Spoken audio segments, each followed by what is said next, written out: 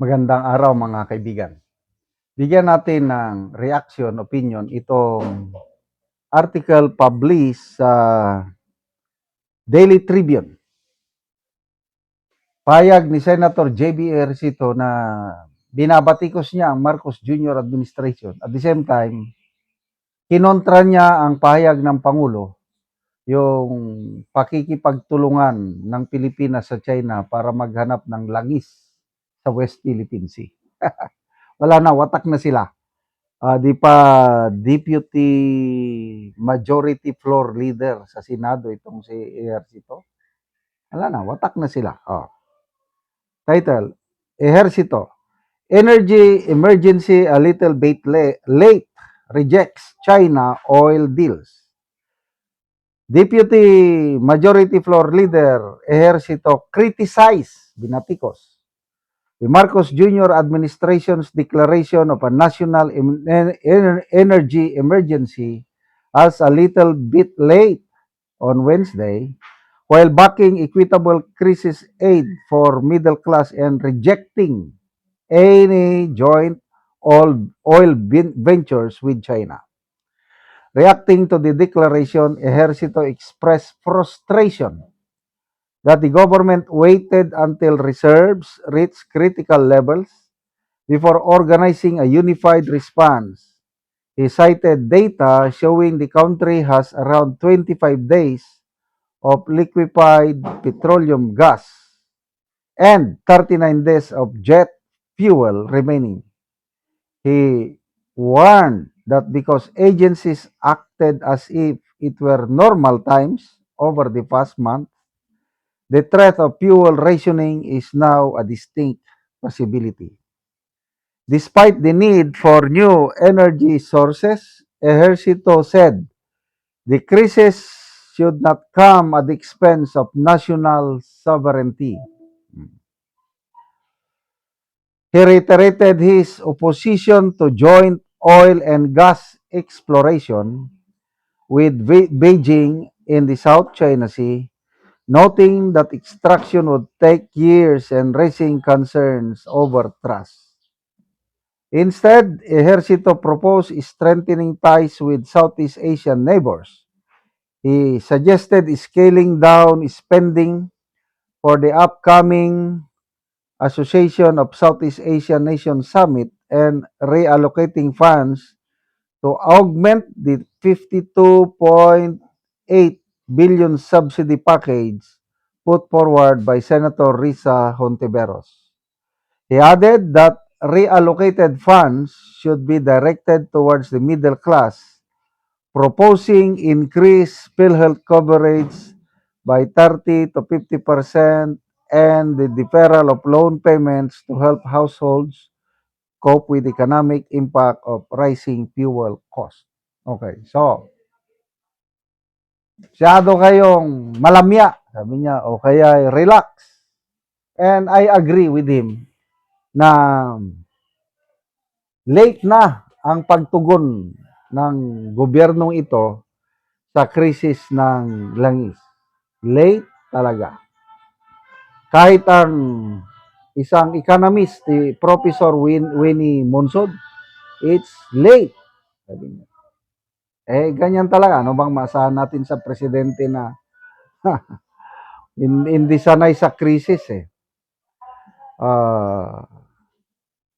Ngayon, kung ano-ano na ang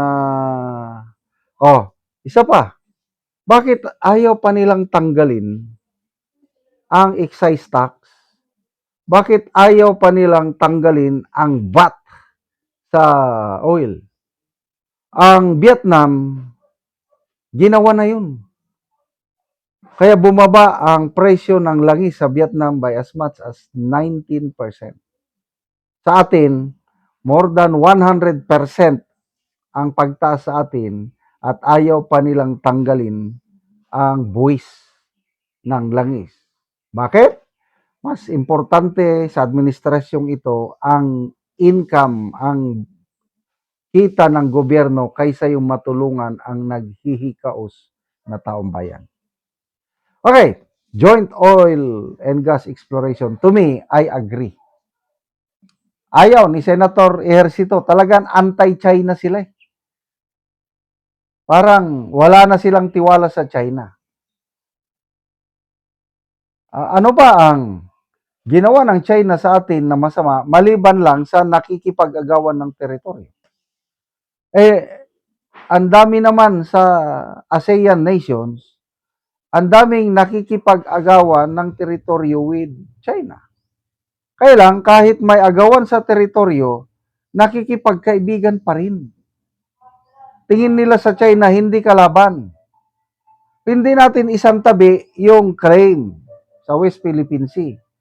Kaya lang, kung panghabang buhay na lang na tingin natin sa China kalaban, we are at the losing end. Kaya ako, sang-ayon ako, joint oil and gas exploration, actually sinimulan na yan ni Tatay Digong, dapat lang na ipagpatuloy. Pinuri ni Professor Clarita Carlos ang desisyon ng Pangulong Marcos na makipagkaibigan na lang sa China instead na awayin at magtulungan sa pag-explore o pagkuha ng malaking deposito ng oil and gas sa West Philippine Sea. Kalimutan nyo muna yung kanino yan o ano. Importante, papakinabangan natin na mas marami. 60% sa atin eh. 40% ang China. Oh, kasi kung tayo-tayo lang, hindi man natin kaya, kailangan pa rin natin ng kapartner. E di, partner mo na lang ang China. Ganon lang yung kasimple. Hindi ko maintindihan itong si Ejercito. Masyado silang anti-China. Oh, sino pa bang ibang senador na umaayaw sa joint oil and gas exploration? Baka bigla namang papasok si Erwin Tulfo, Rizon Tiberos, Pangilinan, Soto. Hindi naman sila apektado kahit mag 1,000 ang langis ang presyo ng gasolina at krudo dahil may pambili sila. How about yung ordinaryong mamamayan na hirap na? Kaya dapat lang i-explore na natin ang langis at gas sa West Philippine Sea kasama ang China. Salamat mga kaibigan sa inyong pagsubaybay sa channel nito. Nakakatulong kayo ng malaki sa tribong Talandig ng Bukidnon dahil ang sweldo natin sa channel na ito is pantulong sa tribo. Namimigay tayo ng libreng yero at pako para makapagpatayo sila ng mas maayos na tirahan. Panoorin nyo ang video na ito. Ug karon mao na ni ang atop sa natagaan na mo og yero. So kining diri gibutangan lang og silopin. Og kining diri nga ilang atop kuan lang gyud ni siya, tunnel bag. Si trapalayan na. Trapal og tunnel bag. Mm. So nagpatindog sila sa ilang bag-o nga balay.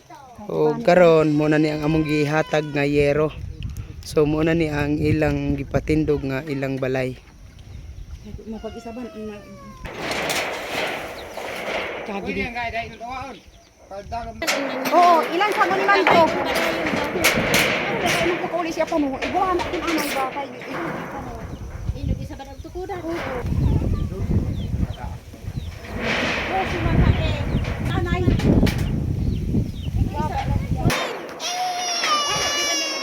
Dito na si kagi din.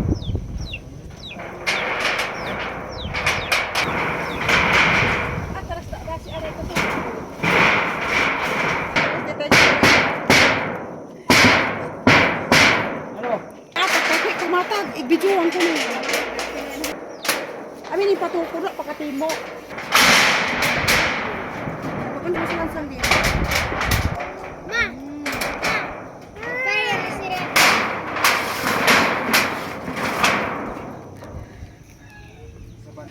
Ug karon human na gid sa pag-atop ang among ginahatag nga yero. So nakatop na gid sila sa ilang bag-ong balay. Salamat sa Ginoo. Sa naghatag sa sin. Nakabalay na gid mi kay gitabangan na mi kay. Gaulan na among balay. Pila na dito katuig ang inyong balay? Kanang unan ninyo nga balay. 5 na katuig. So gaulan na gid siya. 5 na katuig. So karon di na mo maulanan kay nakabalay naman mo og bag-o. Dili na maulan tanan kay nakabalay na mig bag-o. Salamat kaayo nga mapadaan unta ni nga tabang. Oh, salamat kaayo.